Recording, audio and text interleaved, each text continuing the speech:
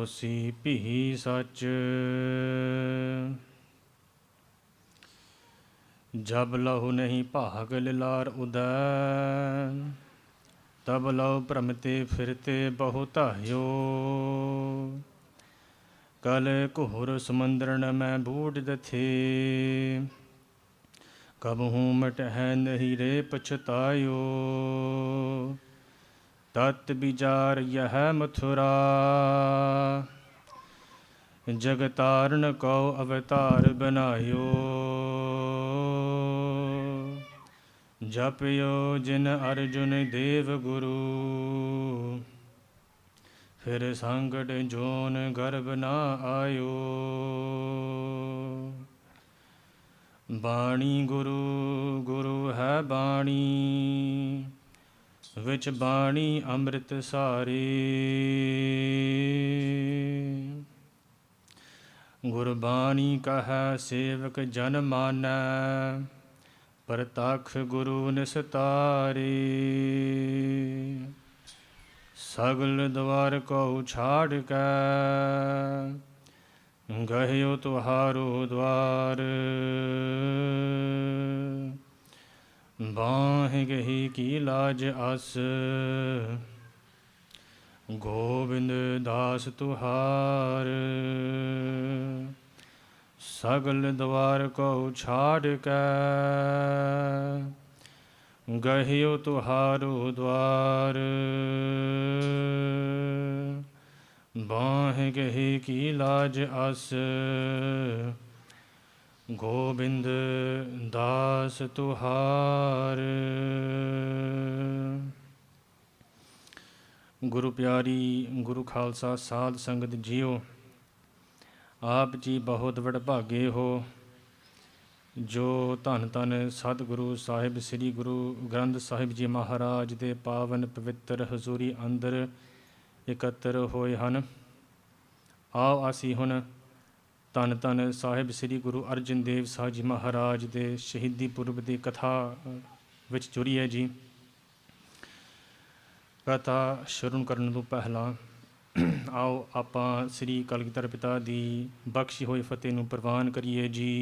वाहिगुरू जी का खालसा, वाहिगुरू जी की फतेह। धन धन सतगुरु साहिब श्री गुरु अर्जन देव साहिब जी महाराज, शहीदां दे सरताज, the master of all shaheeds. Now earlier this week we would have celebrated, commemorated, remembered the sacrifice that Sri Guru Arjan Dev Sahib Ji Maharaj will have given for the Sikh Qaum.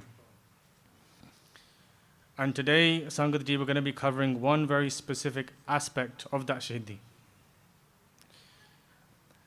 And this aspect is for us to try and understand what relationship does the Sikh have with something referred to as the ultimate truth. Now, the ultimate truth throughout Gurbani sometimes is referred to as Sat, sometimes it's referred to as Sach. It's ucharan so many times throughout Gurbani. In the Mool Mantra, the very beginning of Sri Guru Granth Sahib Ji Maharaj, the second akhar, the second word of Gurbani is Sat. Ik Oankar Satnam. At the beginning of most Gurbani, most Bani that we read, Ik Oankar Sat Gur Prasad. That Guru who is the embodiment of the ultimate eternal truth. Even in Gurbani itself, there's certain shabads which the word Sat comes up many times. Sat Gur ki Bani, Sat Sat Gur Janaho Gursikh ho. 3 times, Sat Gur ki Bani, Sat Sat Gur Janaho Gursikh ho. Har karta aap moh ho kadai. And this Pangti in itself will try and utilize throughout this Katha, because Gurbani itself is the ultimate truth. And how exactly did Guru Arjan Dev Sahib Ji Maharaj choose to show us that? It's an important question. So what we have on one side, imagine there's 2 sides to Sikhi here. What we have on the one side is known as this Khajana. Khajana used many times to refer to Gurbani, Whether it's in Katha, you might hear it being referred to as a khajana, a treasure chest. Whether it's in talks, whether it's in lectures, sometimes even in Punjabi dialect, we'll refer to Gurbani as this khajana, this treasure chest, waiting for us to be discovered. And it's the duty of every single Sikh, or the life work of a Sikh, to uncover that treasure. That's the mission of a Sikh. So on the one hand, we have this mission in our life. And that mission, what we'll go into later, will take us on a very real and at the same time a very unexplainable journey. And that's what we do on a personal level, right? We have this faraj, this responsibility personally to connect with the Guru. So whereas on the one side we have what's known as this treasure chest, on the other side we have what's known as akhauti dharmik karam, or in other words, religious rituals. Now throughout history, especially in Sikh itihas, this term religious rituals has had a bad connotation. And it's not to say that every single ritual is wrong, it's not to say that every single ritual is false. When we look throughout Gurbani, you look at the Bani Asa Divar, Sri Guru Nanak Dev Sahib Ji Maharaj. In Asa Divar, most of Asa Divar is calling out the hypocrisy of the time, calling out the hypocrisy which Guru Nanak Dev Sahib Ji Maharaj themselves had seen with their own eyes in terms of how people were carrying out rituals related to religion. And there's a specific shabad in Asa Divar. Maharaj says, Kur mitha, kur makyo, kur dube pur. Nanak vakhane beniti, tudd baaj kudo kur. Now what Guru Nanak Dev Sahib Ji Maharaj here are doing, like we said, they're calling out hypocrisy in many different actions, but they're not just talking about religious rituals here. Because if I was to ask you, what is a ritual? A ritual is basically any repeated practice that has been done with care and attention. So you can apply that word ritual to anything we do. My morning routine is a ritual. When I go to the gym, that is a ritual. When I sit there at my work desk and I start opening up my laptop, that is a ritual because it's a normal practice that I do and I take care doing that. When I make food, it's a ritual. So by calling out hypocrisy here, and so many different types of rituals from that one shabad, and this is just the end of that pankti, Nanak vakhane bendi, dudd baaj kuro kur. What Guru Nanak Dev Sahib Ji Maharaj are trying to help us understand is, in essence, what is their approach to ritualism? Dudd baaj kuro kur. What Guru Nanak Dev Sahib Ji Maharaj is saying is, without you, Vaheguru, without remembering you, or attaching you to this action that I'm taking, everything is false. Whether that's me making food, whether that's me doing matha tek, whatever it might be, if you are not in my memory, somewhere within me, as I'm taking this action, then to the baj, kudo kud, is false upon false. And you go back to that question, what is the mission? The mission of a Sikh? The mission of a Sikh is to uncover this treasure known as Gurbani. And in the next shabad after to the baj Gurukul, Guru Nanak Dev Sahib Ji Maharaj explain. They say, Sach sabna hoye daru, paap gadde toye, naan vakhane beniti, jin sach palle hoye. Now, this thing that we refer to as Sach or Sat or the ultimate truth, what Guru Nanak Dev Sahib Ji Maharaj is saying is, if the Sikh aligns themselves with the opposite of to the Baj Gurukul, the opposite of that, the opposite of forgetting you, Maharaj, the opposite of not attaching what I'm doing to you, the opposite of me committing actions that are false, then what Guru Nanak Dev Sahib Ji Maharaj is saying, Sach sabna hoy daru, paap kadde toye. As we align ourselves to the truth, Sach sabna becomes a daru for us, becomes a medicine for us. And what does that medicine do? Paap kadde toy. All those sins over many, many lifetimes, not to go into that too much, even forgetting Vaheguru is referred to as a sin. All those things sins over lifetimes, they get washed away. Nanak vakhane beniti, jin sacha palo hoye. Only those who are aligned to the truth will gain this understanding. So back to the point we're making. On the one side, we have this khajana of Gurbani, and on the other side, we have these religious rituals. And what we're trying to say here is, if those rituals are not aligned with that which is the ultimate truth, Sat, then carrying them out, putting our effort, our time into those things can become quite tiresome. We get tired of doing them. So much so we can reach the end of our lives. We can read the last breath of our lives after doing all those actions for so many years, we still wouldn't have tapped into that khajana of Gurbani. Look, from a worldly sense, from a worldly perspective, if we put our energy and time into something, 99% of the times we're going to get something in return. When we went to school when we were younger, or anyone who's still going to school, you get there, you learn education, right? You learn a system in which you're taught certain subjects, and you can take whatever you've learned, whichever subject you've excelled in, maths, science, art, English. You go to uni, you get a good job. Maybe you decided you didn't like actual literature subjects, you like the physical side instead. You got involved in PE, you became a personal trainer, I know you play for a football team now. Imagine you didn't do well in school at all. You didn't do well in any subjects. The very least what you've got is a good group of friends that you can still stay into contact with. So at the very least, there's something that you can take away, whether it's now work, if you've applied for a promotion, all the effort that you put into that promotion to get that promotion, all of a sudden they turn around, you know what, this year it's not going to happen for you. They'll still give you some form of salary increase, right? There's something, when we put our effort into something in this world, we'll get something in return. The question here is, when it comes to religious actions, religious rituals, why is it that no matter how many years we could put into something, we can end up after all those years in the very same position in which we started? 10, 20, 30 years of carrying out religious actions, we can end up in the same place from where we began. Never having truly interacted with that treasure of Gurbani. It's important to know where this term dharmik karma has come from. Religious rituals. Look, when someone has experienced the love for Akal Purakh Vaheguru truly, like within them, they've experienced this love, they've absorbed themselves into that love, then any action that they carry out is referred to as dharmik karma, religious rituals. Why? Because they have gone to the source.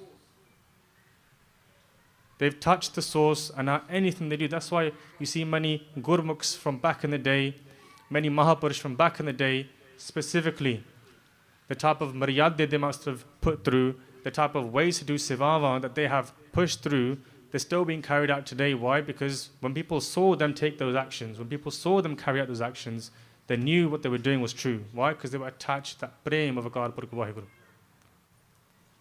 And it's a really interesting shabad that comes from Bhagat Namdev Ji. Bhagat Namdev Ji, before we get into the Sakhi of Guru Arjan Dev Sahib Ji Maharaj's Shahidi, Bhagat Namdev Ji, they came up in India, they were born in India, and they spent a lot of their time there. They're part of the, what we might refer to now as the Hindu Dharam, the Sanatan Dharam. And they say this very interesting shabad in Gurbani. What they say is, Anile kumbh parayile udak, Thakur ko isnan karo, 42 lakh ji jal meh hote, beechal pehla काय करो. Now what's happening here is Bhagat Namdev Ji are saying that they are witnessing many people, hundreds and hundreds of people going to the mandir with a pot of water, a jug of water, and giving ishnan, bathing this murti in that water, this idol, right? A lot of people from the Hindu Dharam would take part in idol worship. And what Bhagat Namdev Ji is saying is they know that they are very aware of the fact that most of these people who are committing to this religious ritual, it's not that they have prem for Akal Purakh Vaheguru, that's what's making them do it. No, in fact, what they have inside them is fear. Fear that one day if they don't do what they're doing, they're going to end up in nark, they're going to end up in hell. If you think about it, Maafi Bakshu Sangat Ji, most of the time when we do something, a religious ritual, a religious action, that's probably the main reason, right? We're scared that we're not going to get the support of our Guru. We're scared somehow, some way down the line, we are going to also end up in hell, in nark. That's what we were taught when we were growing up. But come to the Guru Ghar, do matha take. If you don't, then you won't get the blessings of Babaji. If you don't sit in Pangat quietly, they're not going to be happy with you. And now, people started to say to Bhagat Ji, Bhagat Namdev Ji, that you don't take part in any of these rituals. All you do over and over again is Jap Ram Ram, Ram Ram. And so Bhagat Namdev Ji thought to themselves, let me go and carry these things out. Let me bathe that murti just like everyone else is doing. So they grabbed a pitcher, like a jug. They headed towards the samundar, the ocean. They start kneeling down to fill that jug with water, and as they do, they catch a glimpse of these fish that are swimming just beneath the surface of that water. So they start looking at the fish, they take interest in the fish, and then they start focusing on just one of those fish swimming. And as their focus lands on one of those fish, there and then they gain darshan of Akal Purkh Waheguru. That pankti, that second one, 42 lakh ji jal meh hote, beetal pehla kai karo. What they're saying is 42 lakh, 4.2 million different species of life. They live in the water just as much as 4.2 million species of life live on this earth, right? In Sikhi, we have this understanding there are 8.4 million life forms in this world. Half of them in the sea, half of them on land. And in this example, what's basically happened to Bhagat Namdev, you look, I focus on things in my life, whether it's a video game, whether it's on a certain person, whether it's whatever I'm doing, I've had that focus. I've never had darshan of Akal Purkh Waheguru though. So what is that happened to Bhagat Namdev Ji? Look, when it comes to every single human being, it's an important thing to note that within each one of us, we have 6 or 7 different ways in which we can view this world. There's 6 or 7 different perspectives that we can have. There's 6 or 7 different states in which we can be living in. Bhagat Namdev Ji, out of those 6 and 7 states, they had reached the ultimate state. What's referred to as Devdristi. I'm going to go through these 6 and 7 just very quickly because we haven't got time to go very deeply into them. But it's important to note them. The first type of dristi that we can have is called Chamar Dristi. Chamar Dristi is known as when we pay a lot of attention to bodies, this body for example, and we can't see beyond this body. Everything we do is for this body. And it's not a bad thing if we want to take good health of this body. You know those people who send those memes like YOLO, you only live once, live your life to the fullest, those type of people. They don't see beyond this body, so all they do, all their works is for this body. That's known as Chamar Dristi. The second type of Dristi, the second level, is known as Param Dristi. Param Dristi, another word for Param is doubt. That person who lives in doubt constantly, no matter what happens, they're always in doubt. The third type of Dristi is where we are, is known as Taram Dristi. Like we hear in Japti Sahib, Taram Khanda ka eho Taram. That's why we're sat here. We're sat here to listen and focus on the Bani of our Guru, the words of Guru Granth Sahib Ji Maharaj, to understand what is my Guru trying to tell me.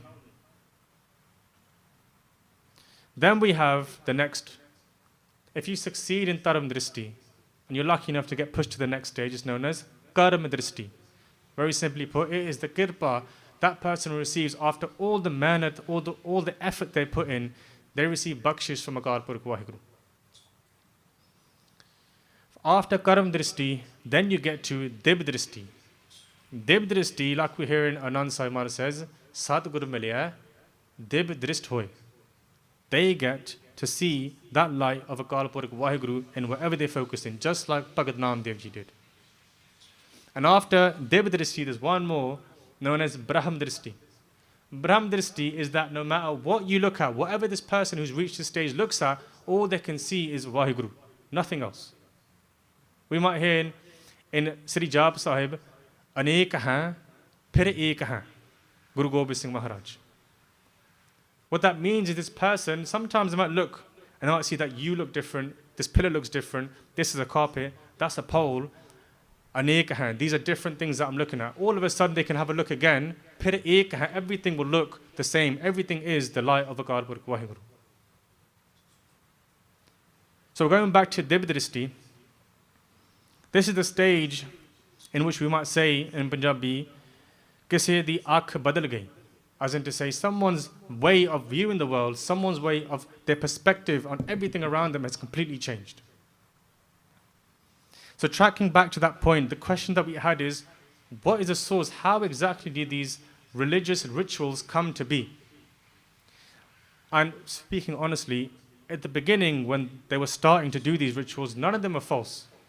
Whether that's going to a mandir, whether that's reading the Veds, the Hindu prayers, whether that's going to a masjid, a masjid, a mosque, whether that's going to do your namaz, whether that's coming to the Gurukar, whatever the action was, at the beginning, none of these things were false. But the truth is this, and we have to really understand this, when all we do is copy the actions, we copy these actions without walking that path within, without aligning ourselves to the ultimate truth, to the Sat, to that which is Sach. This is why Guru Arjan Dev Saji Maharaj says, Karam Taram Pakhand Jo Deesa hai, Tin Jam Jakati Luta. What Guru Arjan Dev Saji Maharaj is saying is those karam, those karam that are attached to taram, those religious rituals that you are carrying out, if you aren't aligned with the truth, Pakhand Jo Deesa hai, they're completely pakhand. There's nothing true in them. It's false. I'll give you a quick example to help us understand what I mean. If we're truly happy inside, like we feel happy in this moment, then we're bursting to show someone, whether it's in our smile, we might laugh at something, we might want to give someone a hug, we might want to make one of our family members feel the same happiness we're feeling. You can see someone is genuinely happy. Why? Because they're feeling that within. But if someone's committed to acting the same way externally, but internally they're at an all-time low, you can see through that. And this is exactly what Guru Nanak Dev Saji Maharaj, Guru Arjan Dev Saji Maharaj are talking to us about. So as Bhagat Naam Dev Ji, they would do Simran over and over again of Ram Ram. They aligned with that truth. They became the embodiment on that truth. This day, when they've got that picture in their hand, they've bent down and they're going to submerge that picture into the water to use it to bathe that murti, that idol. What happens to them is inside this voice starts talking to them, Bhagat Naam Dev Ji. And this voice says to Bhagat Naam Dev Ji, that Thakur, or God in other words, that Thakur that you're going to get this water for, to travel all the way to the mandir to then bathe a stone essentially. Who knows if there's even any life in that stone? And that voice says to Bhagat Naam Dev Ji, right in front of you here, you're looking at fish, you're looking at the workings of Akal Purakh Waheguru. You have an opportunity here to see me if you want to. As they focus on the fish, like we said, there and then they gain darshan of Akal Purakh Waheguru. Now it's not easy to understand the perspective of Bhagat Naam Dev Ji, and really and truly it's not easy to understand the perspective of Gurbani.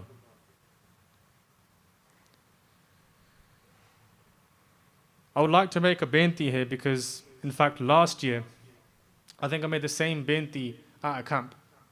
And the request here is that these days it's becoming increasingly more confusing, increasingly more tougher to understand the message of Guru Sahib. It's becoming increasingly more difficult to understand the meaning of Gurbani. There are many controversies that are on the rise, and these controversies are constantly colliding with each other, constantly. Whether that's in our vichar, whether that's in the way that we talk to one another, whether that's in the way that we dress, whether that's in the way of our actions, they are constantly butting heads. And the truth is, where once upon a time, people's upbringing would have aligned very closely to Sikh principles. I'm talking about our grandparents' age, our great-grandparents, and so forth.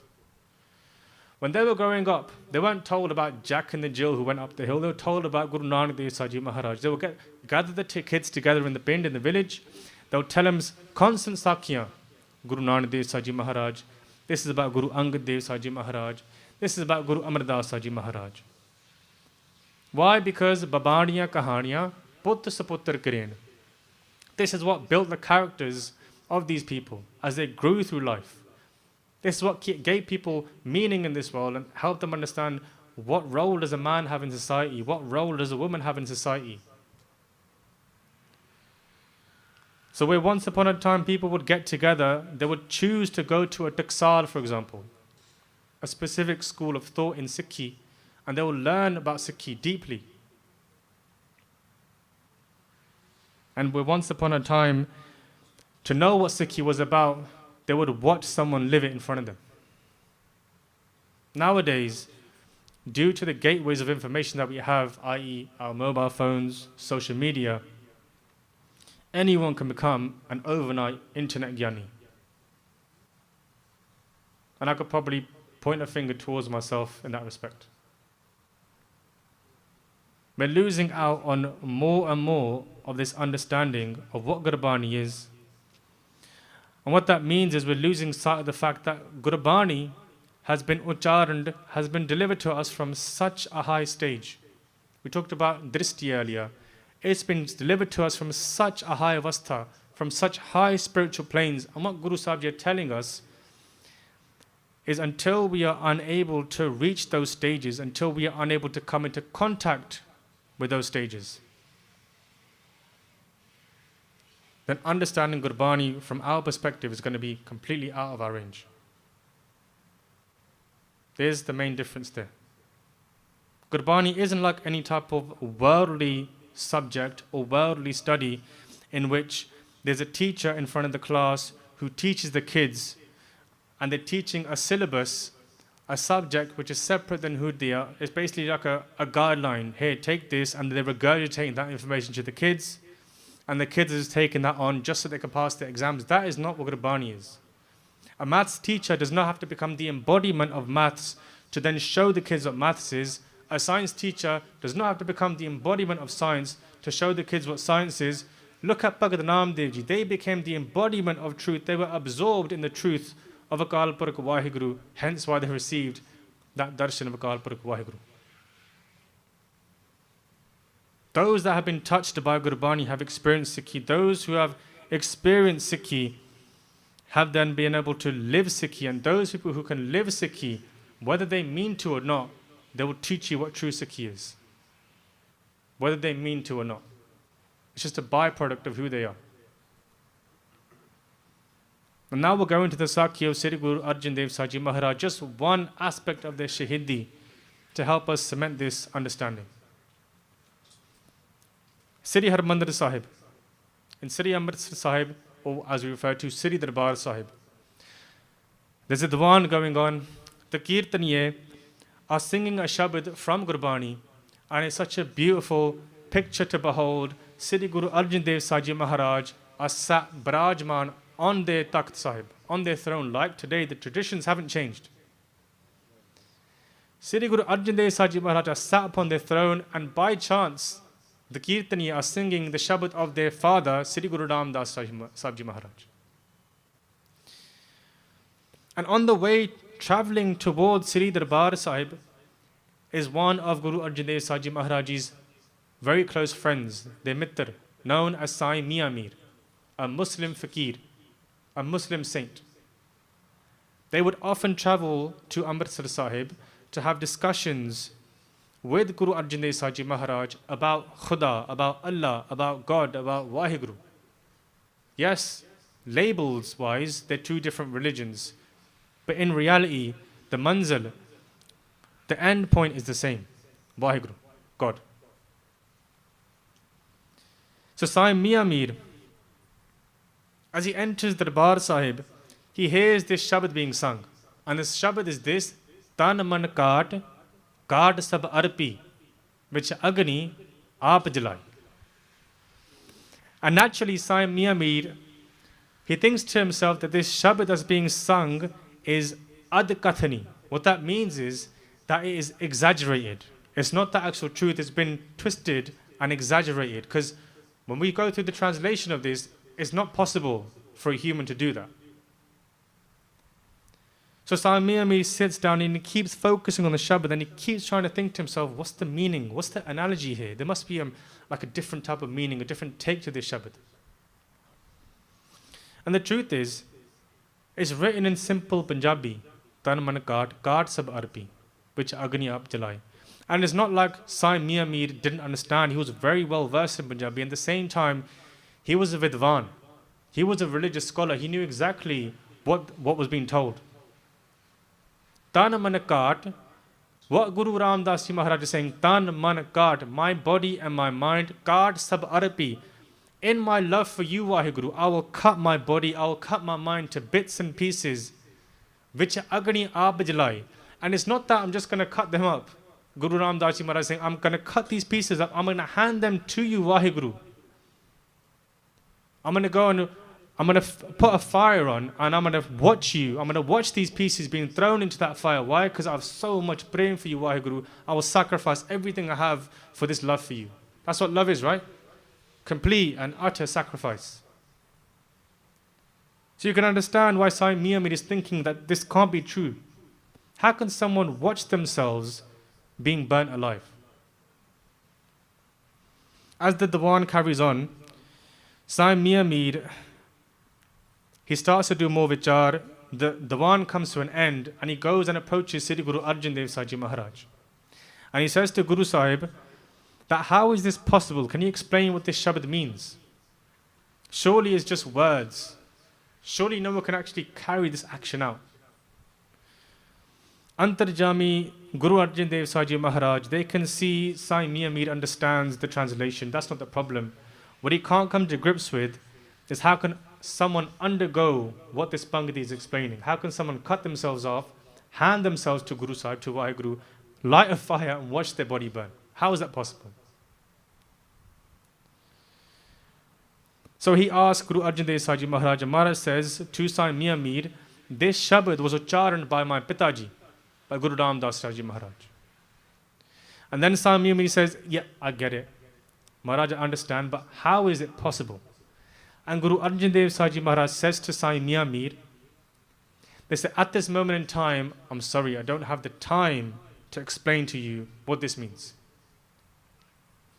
But they said, I promise you this, in the future, there will be summer. There will be a time when I do have enough time to tell you what this means. You will find your answer, but it's just not at this moment.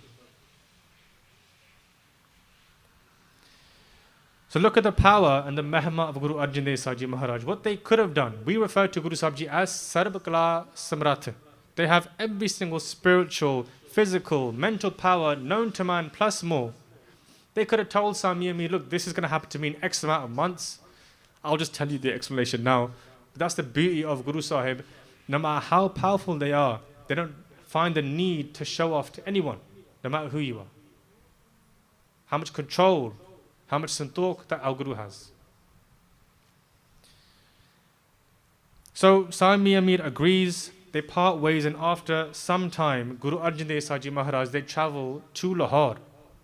There's 3 times Guru Arjan Dev Saji Maharaj would have traveled to Lahore. The first time in the roop of a Sikh, when they acharned Shabad Hazare. Then they traveled to do Prachar of Sikhi, and the final time was obviously to give Shahidi. And on this last time, as they've traveled to Lahore, Sai Mian Mir, like we said, was a Muslim fakir, a Muslim saint. So he had a lambi panch with the Sarkar. He was very well connected with the Mughal regime at the time. He had his own dera, like his own area where he could hold his own divans and his followers can come and stay. And all of a sudden, one day, one of his followers come running through, huffing and puffing. They find Sai Mian Mir, says, Sai Mian Mir, your beloved friend, your mitr, Sri Guru Arjan Dev Saji Maharaj, are being burnt alive. They're being told to sit on a tatti tavi. We've got to do something about this. Nangi Pehar. Without putting anything on their feet, Sai Mian Mir runs towards that location. How much love they had for the Guru. They enter that location, they're allowed to go through again because of their connections. And they come right in front of Guru Arjan Dev Saji Maharaj as they sat on Tatti Tavi. And they say to Guru Arjan Dev Saji Maharaj, Ya Khuda. They're referring to Guru Sahib Ji as God themselves. Oh God, you're sat here so still, without moving an inch, in so much heat. For what reason? No answer from Maharaj. Then he asked Guru Arjan Dev Saji Maharaj, give me the hukm, Maharaj. Give me the order and I can tear this whole Jameen into two. I can tear up this whole piece of land so that they can stop this torture. Guru Arjan Dev Saji Maharaj opened their eyes. They looked towards Sai Mia Mir and they said, we could talk about what's happening here another time. It's not important right now. But they said, as they sat there on Tatti Tavi, the fire was so hot, it was literally burning their meat. The meat on their legs was burning. It was burning off their sareer. It was melting into the fire below, and it was making hissing sounds. That's how hot the plate was. And they're having a conversation with Sai Mia Mir.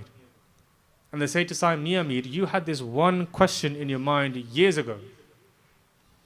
Years ago, you asked me this question, Tan man kaat sab arpi, vich agni aap jalai. Said, you asked, how can this be true? How can someone actually act out this one pangati? What is the arth of this pangati? I'm going to tell you today. Today is your lucky day, Sai Mia Mir. And what Guru Arjan Dev Saji Maharaj say, they say, we wanted to tell you that every single part of Gurbani isn't just akhiri gyan, isn't just knowledge. It's not just words or a text. Guru Arjan Dev Saji Maharaj says, Pehla asi karke vekhya, we have seen it for ourselves. Every single letter, akhar, shabad, pangati of Gurbani. Guru Arjan Dev Saji Maharaj saying, we have seen for ourselves, with this naked eye, we have experienced for ourselves. And Guru Arjan Dev Saji Maharaj go on to say, then we scribed that Gurbani in the form of Guru Granth Sahib Maharaj to take to our Sikh, and for those Sikh to reach those high avastha, those high stages where dukh or sukh cannot affect that Sikh. And Guru Arjan Dev Saji Maharaj says, for those Sikh of mine who are born into the house of Guru Nanak Dev Saji Maharaj, for those Sikh of mine who are going to align themselves with the ultimate truth, with the Gurbani, with that which is Sat, Guru Arjan Dev Saji Maharaj, we in the future are going to make them perform such acts of greatness that these acts will leave the people of this world watching on in complete awe.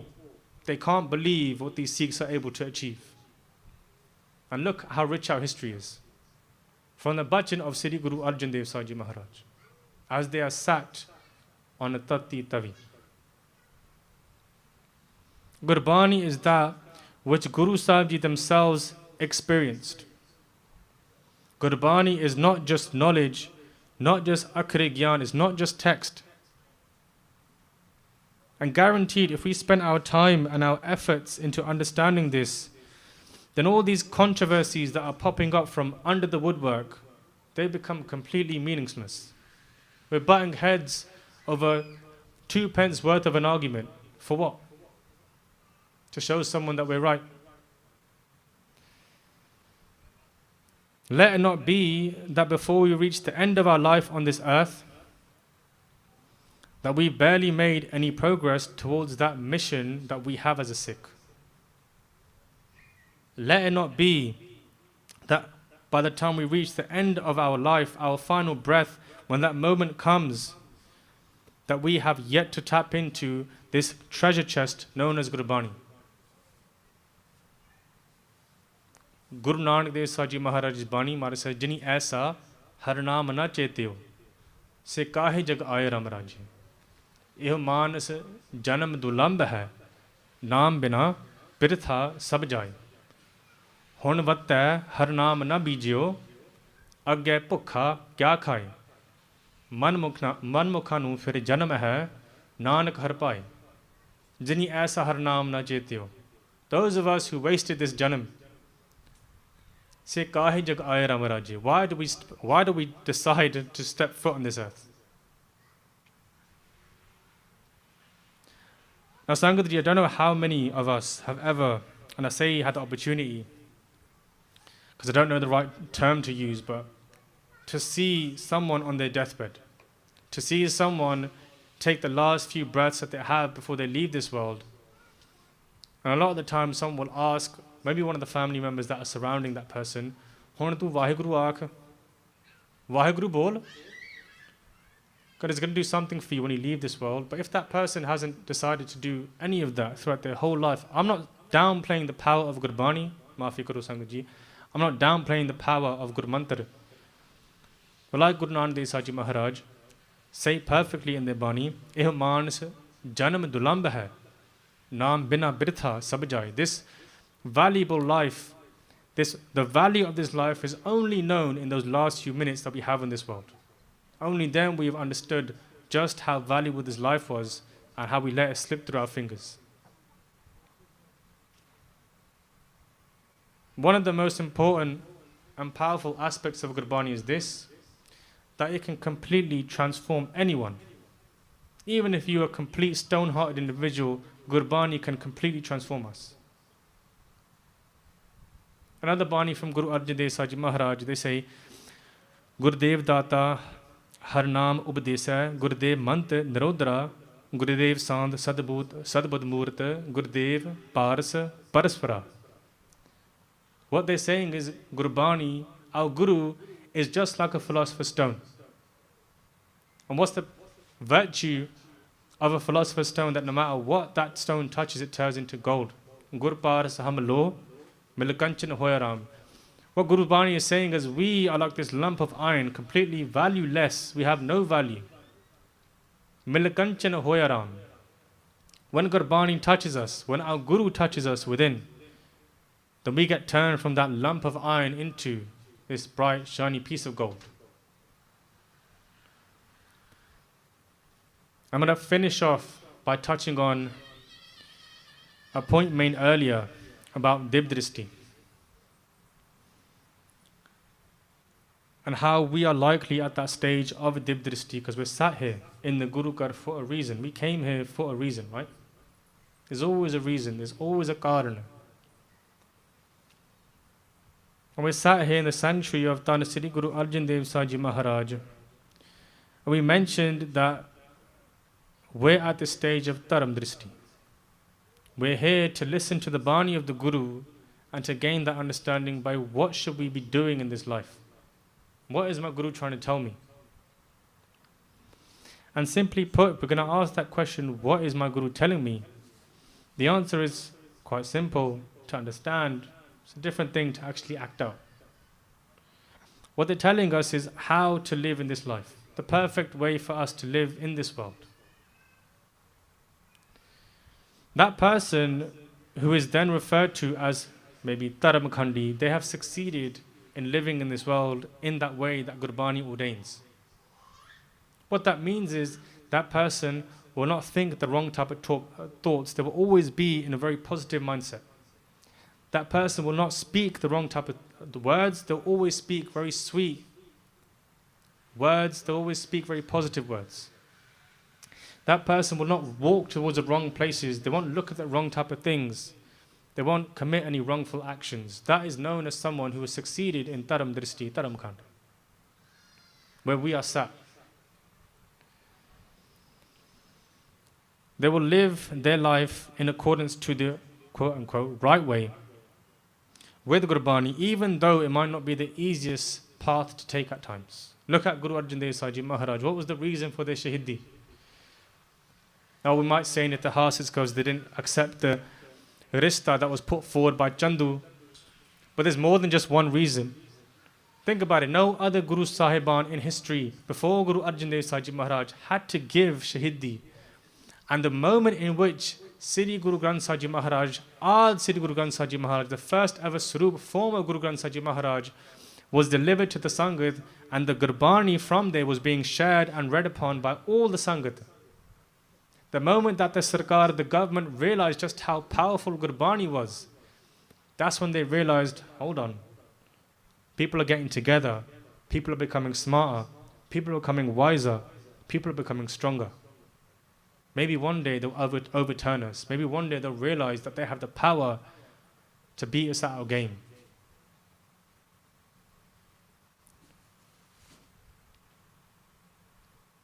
So I'm going to finish off with this simple analogy in terms of what does this mean for us.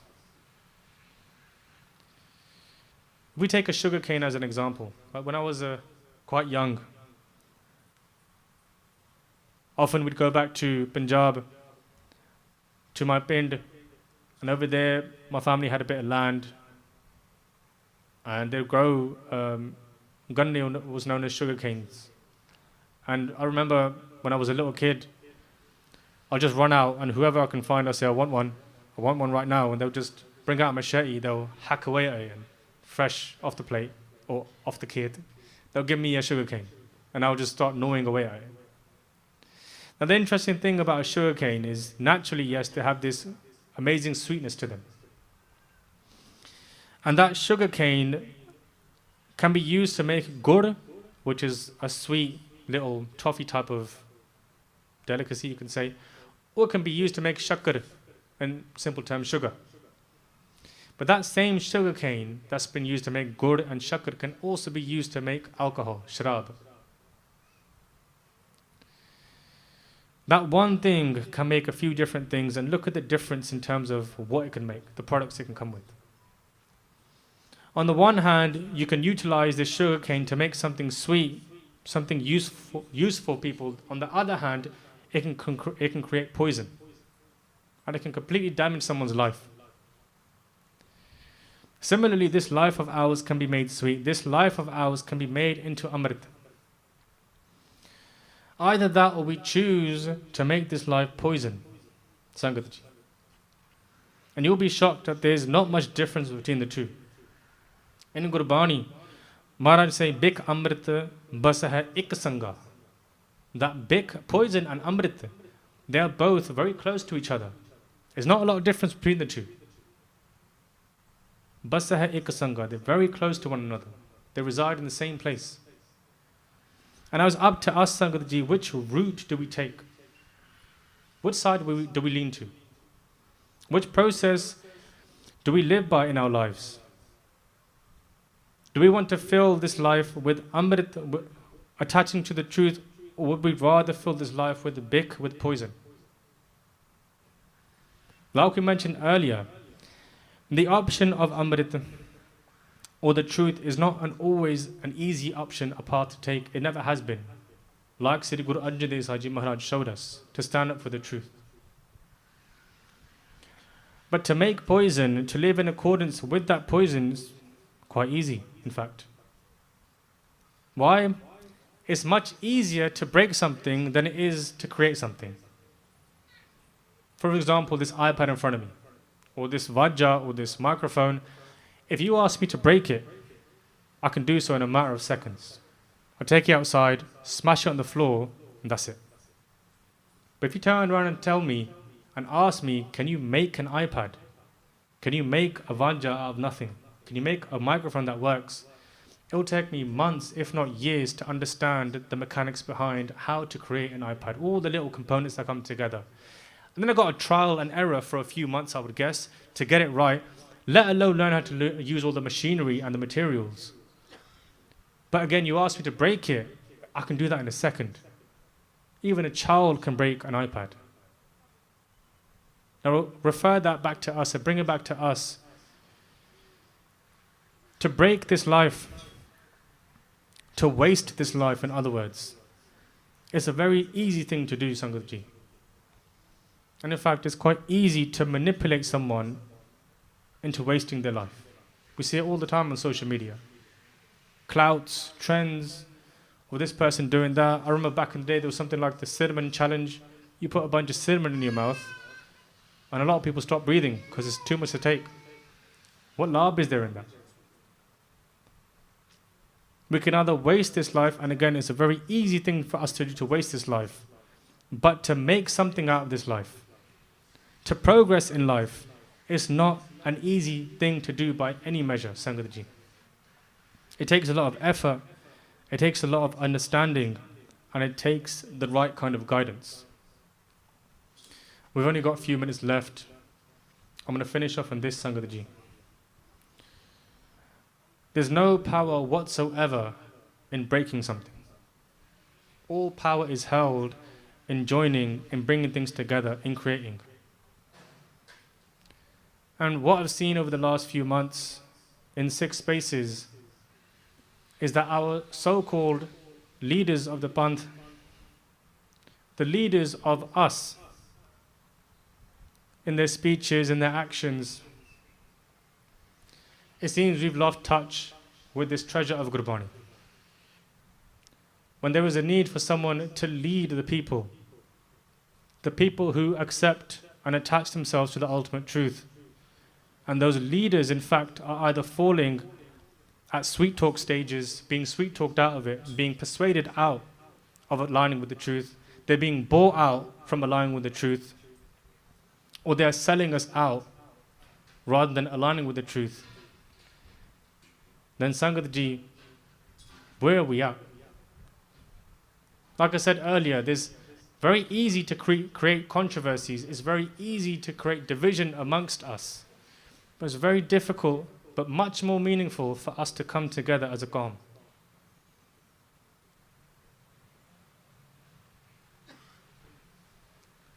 I remember this Gurmukh said this once. They said that when it comes to a saint, a Mahapurush, or what we're looking for now in this Sikh Panth, a leader, someone to lead us, a group of people to lead us, that we can trust. It said it's easy for someone to walk out and have a bunch of flowers thrown over them, or hearts put over them. It's very easy for someone to accept being a leader in that position when things are rosy and sweet. But as Gurmukh said, a leader is that person, or a saint is that person, that in the face of tyranny, they are always going to stand with the truth. They won't be broken away, they won't be forced away, they won't be bought away. And the question for us is, who are we following? As a Sikh Qawm, who are we trusting in? So Sangat Ji, that brings us to the end of this Katha. I'm not sure where Gyani Ji is, but hopefully he comes to the stage. If not, we can do some Waheguru Simran. Okay. We could do some Waheguru Simran in the meantime, as Gyani Ji gave an ishara. So I'll start, and then Sangat Ji, you guys can follow. So I'll say Waheguru maybe about 4 times, and then Sangat Ji, you guys can follow ahead. Vaheguru, Vaheguru, Vaheguru, Vaheguru, Japu Vaheguru, Vaheguru, Vaheguru,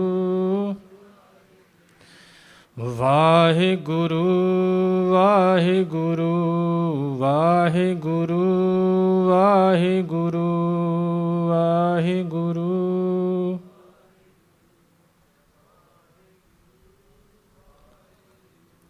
Vaheguru, Vaheguru, Vaheguru, Vaheguru, Vaheguru.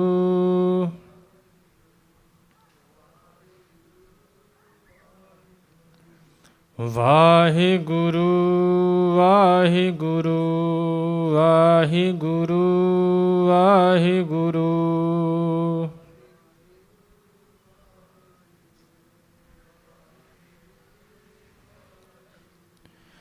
Vaheguru, Vaheguru, Vaheguru, Vaheguru.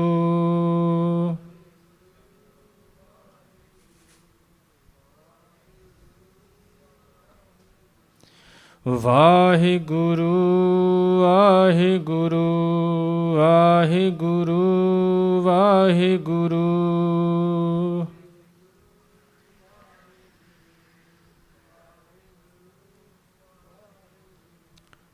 Vaheguru, Vaheguru, Vaheguru, Vaheguru.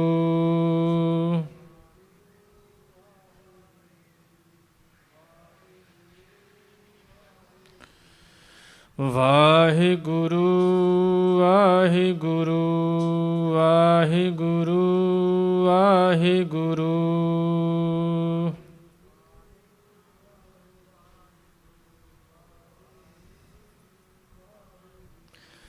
Vaheguru, Vaheguru, Vaheguru, Vaheguru.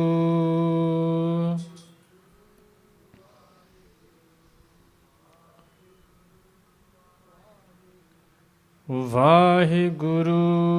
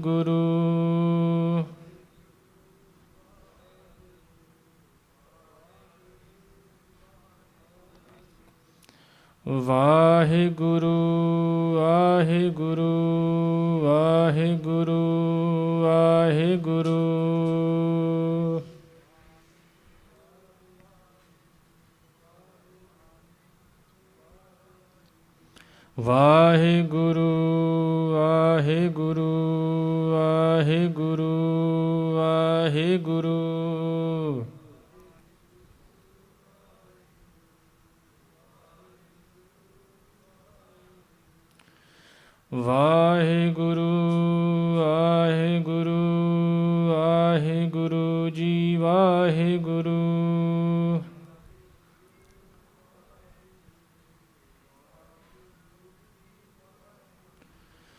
Waheguru Waheguru Waheguru ji Waheguru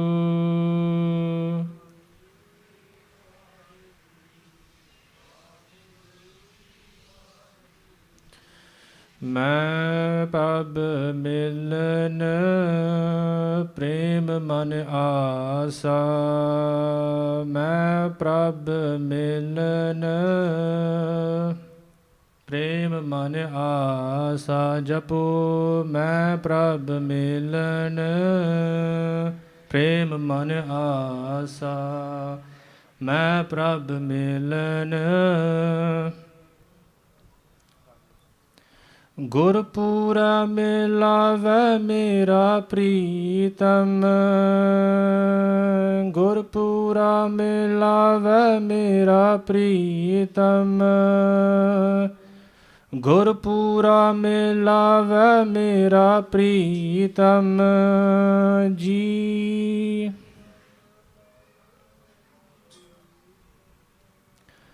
ਹਉ ਵਾਰ ਵਾਰ ਆਪਣੇ ਗੁਰੂ Q ਜਾਸਾ ਹਉ ਵਾਰ ਵਾਰ ਆਪਣੇ ਗੁਰੂ Q ਜਾਸਾ ਹਉ ਵਾਰ ਵਾਰ ਆਪਣੇ ਗੁਰੂ Q ਜਾਸਾ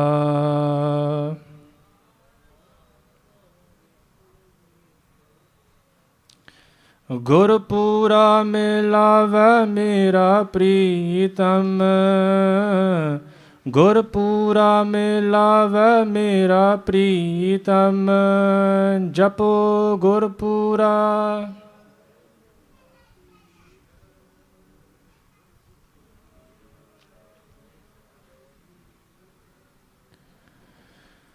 ਹਉ ਵਾਰ ਵਾਰ ਆਪਣੇ ਗੁਰੂ Q ਜਾਸਾ ਹਉ ਵਾਰ ਵਾਰ ਆਪਣੇ ਗੁਰੂ ਕਉ ਜਾਸਾ ਜਪੁ ਜੀ ਵਾਰ ਵਾਰ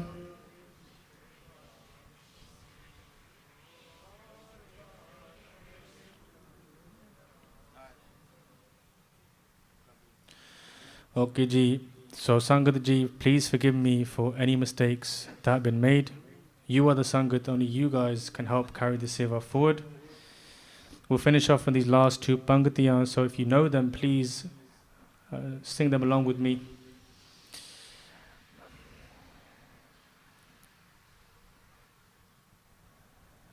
Vaheguru Ji, Dandaut Bandhan Arangbar, Sarabagla Samrath, Dolan Tera Koho Prabhu, Nanak De Kar Hath. Vaheguru Ji Ka Khalsa